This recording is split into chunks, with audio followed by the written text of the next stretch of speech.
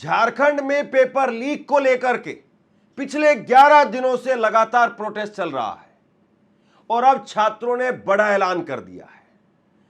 सबसे बड़ा सवाल यह है कि क्या जिस तरीके से दिल्ली के अंदर मोदी सरकार के एक मंत्री का विकेट गिरा, उसी तरीके से झारखंड में भी छात्र वो इस्तीफा लेकर के रहेंगे।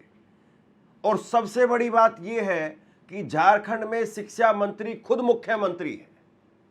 शिक्षा मंत्रालय वो हेमंत सोरेन के पास में, मुख्यमंत्री के पास में है। अब यहां 10 तारीख को झारखंड में क्या होने जा रहा है, ये सबसे बड़ा सवाल है, क्योंकि छात्रों ने कह दिया है कि 10 तारीख को हम विधानसभा की तरफ कूच करेंगे, विधानसभा का घेराव करेंगे। ये जो प्रोटेस्ट है वो लगातार बड़ा होता जा रहा है और पिछले 2-3 दिनों से लगातार इस प्रोटेस्ट को लेकर के सोशल मीडिया पर, जमीन पर लोगों की कवरेज बढ़ रही है और अब वहां पर भी लोगों को खाने पीने, बाकी की जो चीजें हैं वो लगातार मुहैया कराई जा रही है। हालांकि दिल्ली से कुछ लोग जो जंतर मंतर तो जा नहीं पाए, लेकिन वहां जाकर के किसी तरीके से गिद्ध की भांति टूट पड़े हैं कि यहां इसको, इस प्रोटेस्ट को, इस आंदोलन को दिल्ली वाले के मुकाबले में खड़ा कर दिया जाए और दिल्ली का जो प्रोटेस्ट हुआ था उसको कमतर करके इसको बड़ा करके दिखा दिया जाए। चाहे झारखंड में प्रोटेस्ट हो, चाहे राजस्थान में हो, चाहे कर्नाटका में हो, चाहे तेलंगाना में हो, कहीं पर भी प्रोटेस्ट हो, युवाओं की बात तो सुननी पड़ेगी। और ये तमाम सरकारों को, चाहे कांग्रेस की सरकार हो, बीजेपी की सरकार हो, हेमंत सोरेन की सरकार हो, किसी की भी सरकार हो, ये बात उन सरकारों को पर्ची में लिख करके अपनी जेब में डाल लेनी चाहिए कि अब जो है वो पहले जो हो गया वो फिर नहीं चलने वाला है। अब देश का जो जेनजी वो जाग गया है और जितना जल्दी आप एक्शन करेंगे, जितना जल्दी आप एक्शन लेंगे, उतना आप सस्ते में निपट जाएंगे। जितना ज्यादा इस मामले को आप खींचेंगे, उतना ही मामला बड़ा होता चला जाएगा। हेमंत सोरेन अभी कुछ देर पहले वो सामने आए और उन्होंने कहा कि भाई सरकार के कान भी है, सरकार की आंखें भी है, सरकार सुन भी रही है, सरकार देख भी रही है। हम अपनी छाती चीर करके तो नहीं दिखा सकते हैं कि हमने क्या क्या कर दिया है, लेकिन हम बहुत काम कर रहे हैं। सरकार के पास में अगले 5 दिन हैं और 5 दिनों में अगर सरकार ने भरोसा नहीं दिया, आश्वासन नहीं दिया या ठोस कोई कार्रवाई जो छात्र चाहते हैं अगर वो नहीं हो पाई, तो मान करके चलिए कि ये हेमंत सोरेन सरकार के ऊपर बहुत भारी पड़ने वाला है। अब ये प्रोटेस्ट वैसे तो लगातार जो है वो, इस प्रोटेस्ट के बारे में हम आपको अपडेट देते रहे, लेकिन चूंकि अब ये प्रोटेस्ट बहुत बड़ा होता जा रहा है धीरे धीरे, अब इस प्रोटेस्ट को लेकर के जो प्रोटेस्ट की जो मांगे हैं वो सीधे तौर पर, जैसे शिक्षा मंत्री धर्मेंद्र प्रधान यहाँ पर जो पहली बड़ी मांग थी कि उनका इस्तीफा हो, उस तरीके से इस्तीफे को लेकर के तो अभी फिलहाल मांग नहीं है, लेकिन बीते 2 दिनों से ये जरूर हुआ है कि वहां पर अब छात्र वो भूख हड़ताल पर बैठने लगे हैं। दिल्ली में भी ऐसे ही हुआ था। 20 तारीख को प्रोटेस्ट शुरू हुआ था, 28 तारीख को सोनम वांगचुक भूख हड़ताल पर बैठे थे और यहां पर भी ऐसे ही हुआ है। 11वां दिन है और 2 दिन पहले भूख हड़ताल पर बैठे हैं वहां पर देवेंद्र नाथ महतो, भूख हड़ताल पर वो बैठ गए। और इन छात्रों की मांग क्या है? इन छात्रों की मांग ये है कि जेपीएससी इसको भंग किया जाए। झारखंड लोक सेवा आयोग और झारखंड एसएससी कर्मचारी चयन आयोग, इनको भंग किया जाए, ये इनकी मांग है। और इसके साथ साथ जो पेपर लीक हुए हैं या पेपरों में जिनमें अनियमितता पाई गई है, उन पेपरों को फिर से करवाया जाए। और इसके साथ साथ ये भी मांग है कि ईडी और सीबीआई से जांच करवाई जाए। झारखंड की सरकार वहां पर सीआईडी से जांच करवा रही है। सीआईडी जांच में 5 लोगों को अभी तक गिरफ्तार किया गया है और ये 5 लोग कौन है मैं आपको बताऊंगा। जिसमें एक नाम, सबसे बड़ा नाम जो है वो डिप्टी कंट्रोलर ऑफ एग्जामिनेशन का है, श्वेता गुप्ता, सबसे बड़ा नाम है जिसकी गिरफ्तारी हुई।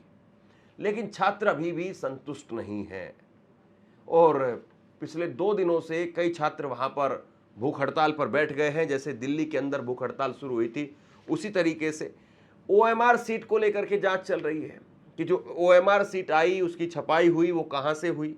जैसे दिल्ली में पेपर लीक को लेकर के लगातार स्टूडेंट कह रहे थे कि नीट पेपर लीक में 22 छात्रों ने जान दे दी है, पेपर लीक वाले जो है वो कुछ लोग पकड़े गए हैं लेकिन अभी मेन मास्टरमाइंड वो नहीं पकड़ा गया है, या धर्मेंद्र प्रधान का जो है इस्तीफा होना चाहिए, क्योंकि अब वहां पर अगर हेमंत सोरेन का अगर इस्तीफा होता है तो फिर पूरी सरकार ही चली जाएगी। हालांकि हेमंत सोरेन पहले भी इस्तीफा दे चुके। जब उनको गिरफ्तार किया गया था तो झारखंड में हेमंत सोरेन ने चंपई सोरेन को मुख्यमंत्री बनाया था। तो क्या फिर से वो नौबत आएगी कि उनको इस्तीफा देना पड़े, और अगर वो इस्तीफा देते हैं तो फिर क्या पत्नी को इस बार सीएम बनाया जाएगा, क्योंकि चंपई सोरेन पिछली बार जब जिनको सीएम बनाया गया वो धोखा दे गए थे और उसके बाद में बीजेपी में शामिल हो गए थे। बीजेपी ने इस प्रोटेस्ट को अपना पूरा समर्थन दे दिया है। संबित पात्रा प्रेस कॉन्फ्रेंस कर रहे हैं, अमन चोपड़ा जाकर के ग्राउंड रिपोर्टिंग कर रहे हैं। देखिए, छात्रों की जहां पर बात होगी तो वहां जहां कांग्रेस की सरकार है वहां पर बीजेपी को पूरा मोर्चा खोलना चाहिए। संबित पात्रा को सारे घोड़े खोल देने चाहिए, लेकिन ये घोड़े अपने ऊपर खुलवाने के लिए भी तैयार रहना चाहिए। जहां पर अगर झारखंड में पेपर लीक हो, उड़ीसा में पेपर लीक हो, बंगाल में हो, बिहार में हो, यूपी में हो, दिल्ली में हो, तो भैया आप भी तैयार रहिए। आप फिर वो मत कहिए कि ये चाइना के एजेंट है, जैसे सोनम वांगचुक को चाइना का एजेंट बता दिया गया था। तो आप ये मत कहिए फिर ये जो है वो बिरयानी कहां से आ रही है, ये मत पूछिए। फिर आप अगर आप इस प्रोटेस्ट को अपना सपोर्ट दे रहे हैं तो कम से कम कल को जब आपके खिलाफ प्रोटेस्ट हो तो पंजाब से आने वाले लोगों को खालिस्तानी मत बताइए, दाढ़ी टोपी वालों को, मुसलमानों को पाकिस्तानी मत बताइए। और ये जो कंगना रनौत थी वो गटर छाप जो जनरेशन बता रही थी, तो कम से कम झारखंड के लोगों को ये मत कहिएगा। देखिए, झारखंड में इस वक्त में जो प्रोटेस्ट चल रहा है ये सच्चाई है कि उसकी जो कवरेज है वो उतनी नहीं हो पाई जितना दिल्ली के अंदर हुई। हम लोगों ने भी सच्चाई है कि उतनी कवरेज नहीं की, क्योंकि दिल्ली एक तरीके से हमारे लिए आसान हो जाता है कि वहाँ पर, हालांकि ऐसा नहीं था कि हम पूरे के पूरे 3600 दिन वहाँ थे, लेकिन जितना हो सकता था एक रिपोर्ट हम डेली वहाँ से करने की कोशिश करते थे। झारखंड से भी जो कुछ अब खबरें आ रही है और जिस तरीके से प्रोटेस्ट धीरे धीरे बड़ा हो रहा है, हम कोशिश करेंगे कि लगातार इसकी अपडेट अब आप तक पहुंचाते रहें, क्योंकि अब ये प्रोटेस्ट अपने पीक पर आ रहा है। और जब ये अपने प्रोटेस्ट पीक पर आता है तो जाहिर सी बात है असर वहीं पर होता है। हेमंत सोरेन ने बयान जो दिया है मैं आपको कुछ देर में दिखाता हूं, लेकिन उससे पहले जो है मैं आपको बता रहा हूं इसकी टाइमलाइन, इस पूरे धरने की टाइमलाइन। तो 29 जुलाई से ये धरना शुरू होता है। 25 तारीख को यहाँ पर दिल्ली में इस्तीफा हुआ, और इस्तीफे से पहले भी प्रोटेस्ट वैसे चल रहा था, लेकिन 29 जुलाई को ये जयपाल सिंह मुंडा स्टेडियम में अनिश्चितकाल धरना शुरू होता है। और वहां पर फिर टेंट लगाने की अनुमति वो लड़ झगड़ करके किसी तरीके से मिली। बारिश आई तो भीगते हुए बारिश में ही छात्र वहां पर डटे रहे। ये भी सच्चाई है कि खाने पीने के लिए बहुत पहले व्यवस्था नहीं थी, लेकिन अब वहां से कुछ जो है वो लगातार जो प्रोटेस्ट को देखने वाले लोग हैं, उसको संभालने वाले जो उसके वॉलंटियर हैं, वो कह रहे हैं कि अब खाना मत भेजिए, यहाँ पर बहुत ज़्यादा खाना हो गया है, हमें दूसरों लोगों को खिलाना पड़ रहा है। तो ये अच्छी बात है। लोकतंत्र में आंदोलन होते रहने चाहिए, प्रोटेस्ट होते रहने चाहिए, धरने प्रदर्शन होते रहने चाहिए, क्योंकि वही तो उसके जीवित होने की निशानी है। और अगर आप सांस लेना बंद करवा देंगे, अगर आप जो है वो लोगों को टांगना शुरू कर देंगे, अगर आप जो है वो ये कहने लग जाएंगे कि अभिजीत दीप उसके पिताजी की तो 60,000 रुपये कमाई है, वो अमेरिका कैसे चला गया, आप इस तरीके से लोगों के ऊपर पर्सनली अटैक करने शुरू कर देंगे, तो फिर कहीं ना कहीं जो है मामला बिगड़ जाता है। दिल्ली का जो प्रोटेस्ट था वो इस लिहाज से भी बड़ा था क्योंकि उसमें एक स्टेट की डिमांड नहीं थी, एक स्टेट से लोग नहीं आ रहे थे। झारखंड से भी लोग गए थे वहाँ पर, यूपी से भी, बिहार से भी, बंगाल से भी, राजस्थान से भी, गुजरात से भी, हर जगह से लोग वहाँ पर जा रहे थे। तो इसलिए भी वो प्रोटेस्ट बड़ा हो गया। और फिर उसमें एक बड़ा फेस सोनम वांगचुक अगर नहीं आते तो जाहिर सी बात है बड़ा नहीं हो पाता। और ये जो प्रोटेस्ट है झारखंड वाला, ये भी बड़ा इसीलिए हो रहा है और इसकी चर्चा भी इसीलिए हो रही कि दिल्ली के अंदर प्रोटेस्ट हुआ। अगर दिल्ली के जंतर मंतर पर प्रोटेस्ट नहीं होता और वो प्रोटेस्ट अगर कामयाब नहीं होता तो झारखंड के प्रोटेस्ट की चर्चा भी नहीं होती। लिख करके ले लीजिए। यही इस देश का दुर्भाग्य है, यही इस देश के लोगों की एक तरीके से आप यूं कहिए कि समझ की कमी है कि उनको लगता कि नहीं शिक्षा वाला मुद्दा चढ़ेगा नहीं, बनेगा नहीं। यही सोच करके लोग जो है वो पीछे हट जाते हैं। लेकिन अब ये जो जेनजी, जेन अल्फा, ये कह रहे हैं नहीं साहब, अब इसी पर ही फैसला होगा पहले, और फैसला होना भी चाहिए शिक्षा के ऊपर, इसमें कोई दो राय नहीं। 10 तारीख को छात्रों ने कहा है कि हम विधानसभा का घेराव करेंगे, और उससे पहले हेमंत सोरेन बैकफुट पर दिखाई दे रहे हैं। हेमंत सोरेन अब से कुछ देर पहले मीडिया के सामने आए और उन्होंने कहा कि हम क्या कर रहे हैं, हमें इंतजार है। अभी कल ही जो है वहां पर एक बड़ा मशाल जुलूस निकाला गया, और उस मशाल जुलूस से कहीं ना कहीं सरकार, उसकी भी नींद टूट रही है। सरकार भी देख रही है कि लगातार यहाँ पर ये जो प्रोटेस्ट है वो बड़ा होता चला जा रहा है, और इसको संभालना अब बहुत मुश्किल काम हो जाएगा। और इसीलिए हेमंत सोरेन को सामने आकर के स्टेटमेंट देना पड़ा है। याद करिए, दिल्ली के अंदर जो प्रोटेस्ट हुआ था, उस प्रोटेस्ट में खुद धर्मेंद्र प्रधान ने जब एनडीटीवी को इंटरव्यू दिया तो कहा था कि दहशतगर्दों की बी टीम है, दहशतगर्दों की बी टीम बताया था। हेमंत सोरेन वो कह रहे हैं कि हमारी आंख है, नाक कान भी है, आंख और कान है हमारे, हम सुन भी रहे हैं, हम देख भी रहे हैं, और सरकार छाती फाड़ करके नहीं दिखा सकती है कि हम क्या क्या फैसले ले रहे हैं। अब शिक्षा मंत्री हेमंत सोरेन कैसे बने, इसके पीछे की कहानी सुनिए, फिर उसके बाद में हेमंत सोरेन का बयान मैं आपको सुनाता हूं। इससे पहले 1 साल पहले वहां पर रामदास सोरेन शिक्षा मंत्री थे, लेकिन रामदास सोरेन उनकी गिर करके मौत हो गई, लिहाजा शिक्षा मंत्री वो खुद ही जो है वो हेमंत सोरेन बन गए, शिक्षा मंत्रालय उनके पास में आ गया। रामदास सोरेन, उनकी मौत के बाद में उनके बेटे हैं, बड़े बेटे, वो चुनाव जीते, लेकिन पहला जो कोई पहला चुनाव जीतता है उसको शिक्षा मंत्री नहीं बनाया जाता। हालांकि मोदी सरकार ने कारनामा कर दिया था। यहाँ तो ऐसे ऐसे कारनामे हुए हैं कि जो चुनाव भी हार जाए उनको भी शिक्षा मंत्री बना दिया। स्मृति ईरानी चुनाव हार गई थी, राज्यसभा से जो उनको लेकर के आया गया, और उस वक्त में एचआरडी मिनिस्टर जो है वो होता था, और स्मृति ईरानी को जो है वो एचआरडी मंत्रालय जो है वो सौंपा गया। हालांकि वो बात अलग है कि स्मृति ईरानी की अपनी डिग्रियों को लेकर के सवाल है, लेकिन अब हेमंत सोरेन कहीं ना कहीं इस बात को सोच रहे होंगे कि भैया ये तो हमने बहुत बड़ा पंगा ले लिया, शिक्षा मंत्रालय जो अपने पास में रख लिया, और अब देश की तमाम सरकारें सोचने लगी होंगी कि शिक्षा मंत्रालय अपने पास में नहीं रखना है। शिक्षा मंत्री ऐसे किसी आदमी को बना करके रखना कि अगर कोई पंगा हो तो उसको उठा करके बोलो कि भैया बाय बाय टाटा, खत्म, आगे कोई और आने दो। लेकिन ये चलेगा नहीं साहब। ये जो इस्तीफे वाला ट्रेंड है, ये इस्तीफे वाला ट्रेंड भी बहुत ज़्यादा दिनों तक चलेगा नहीं, क्योंकि जेनजी जो है उसकी डिमांड ज़्यादा है, और वो थोड़े दिनों के लिए तो कम से कम इस व्यवस्था को देख सकता है कि हाँ ठीक, हम इस्तीफा करवा रहे हैं। लेकिन अगर इस्तीफा होने से भी बात नहीं बनी तो फिर वो कहीं ना कहीं वजीर का ही इस्तीफा मांग बैठेगा साहब, फिर बड़ी मुश्किल हो जाएगी। सुनिए हेमंत सोरेन क्या कह रहे हैं। आपको पता है, मैंने पहले भी कहा है, सरकार के आंख भी हैं, कान भी है, संवेदनशीलता भी है, और हम कितनी गंभीरता के साथ चीजों को देख रहे हैं ये तो मैं सीना चीर के तो नहीं दिखा सकता, लेकिन ये जरूर है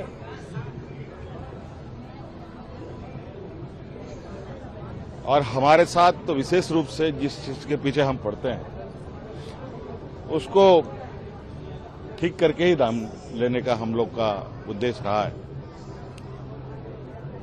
और निश्चित रूप से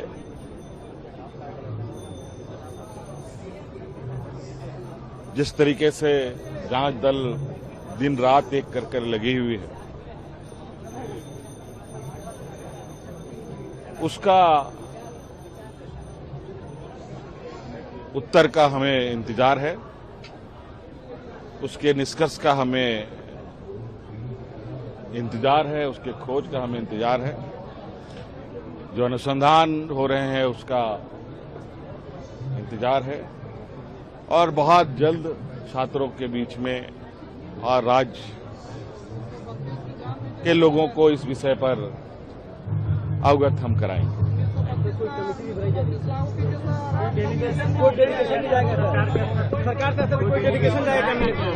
अब हर आवश्यकता जो नौजवानों का होगा, जो संवैधानिक और नियम है उसके अनुरूप उनके साथ हम लोग हैं और उनको न्याय मिलेगा। अब हेमंत सोरेन किसी तरीके से अपने आप को बचाने की यहां पर कोशिश कर रहे हैं, लेकिन जिस तरीके से उनकी बॉडी लैंग्वेज है, झटका उनके अंदर भी है। लेकिन मुझे बहुत ज़्यादा जो है वो ऐसा नहीं लगा कि हेमंत सोरेन जिस तरीके से एक्टिव नज़र आते हैं या सोशल मीडिया पर कोई भी ट्वीट अगर करे तो उस पर रिप्लाई देते हैं, उस तरीके से इन्होंने तेज़ी इस मामले में दिखाई है।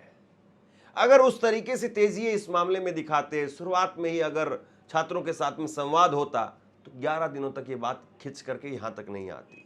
लेकिन अभी भी अगर 5 दिनों में अगर उस स्थिति को संभाल लें और किसी तरीके से अगले 24 घंटे में, 48 घंटे में, क्योंकि 48 घंटे पहले पहले होना चाहिए, जितना आप 10 तारीख के करीब इस चीज को लेकर के जाएंगे, ये उतना ही आप पर भारी पड़ता चला जाएगा।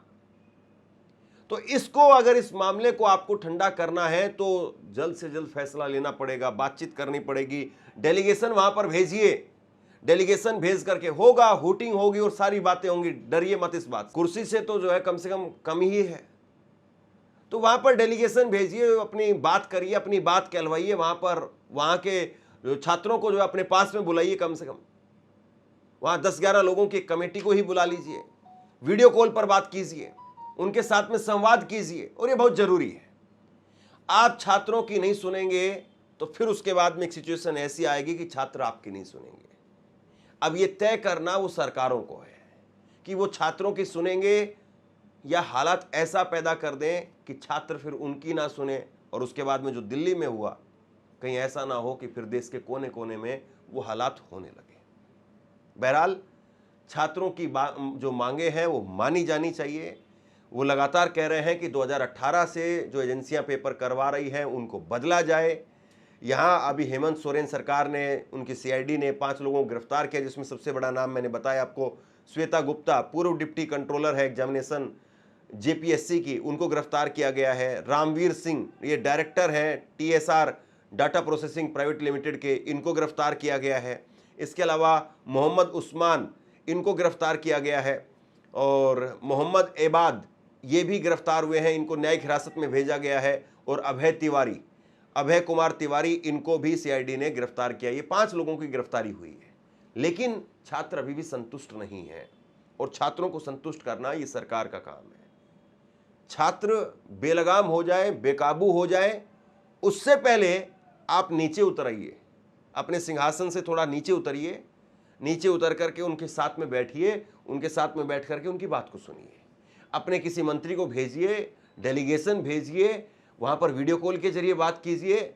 आप हर तरीके से बात कर सकते हैं, ऐसा नहीं कि इंटरनेट बंद कर दें। दिल्ली में तो 1 हफ्ता इंटरनेट ही बंद हो गया था, खाने पीने का जो सामान है उसकी सप्लाई कट कर दी गई थी, बिजली, पानी, शौचालय, ये सब किया गया। तो ये सब अगर आप करेंगे तो ये छात्र और ज़्यादा जो है वो तेज़ी से भड़केंगे।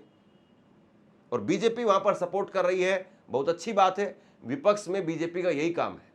लेकिन जहाँ बीजेपी सत्ता में है और विपक्ष में अगर दूसरी सरकारें हैं, तो अगर वो सपोर्ट करें तो फिर ऐसा नहीं कहना चाहिए कांग्रेस के दलाल हैं, ये फला पार्टी के दलाल हैं, ये तो आम आदमी पार्टी के जो है वो लोग हैं, ये आम आदमी पार्टी की बी टीम है, ये दहशतगर्दों की बी टीम है, फिर ये नहीं कहना चाहिए।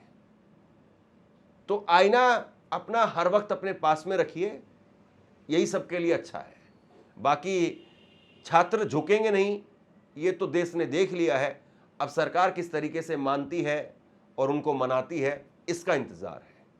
शेयर कीजिए इस खबर को, और आप क्या सोचते हैं नीचे कमेंट सेक्शन में लिख करके जरूर बताइए। इस वीडियो को लाइक कीजिए और चैनल को सब्सक्राइब जरूर कीजिए। शुक्रिया, थैंक यू।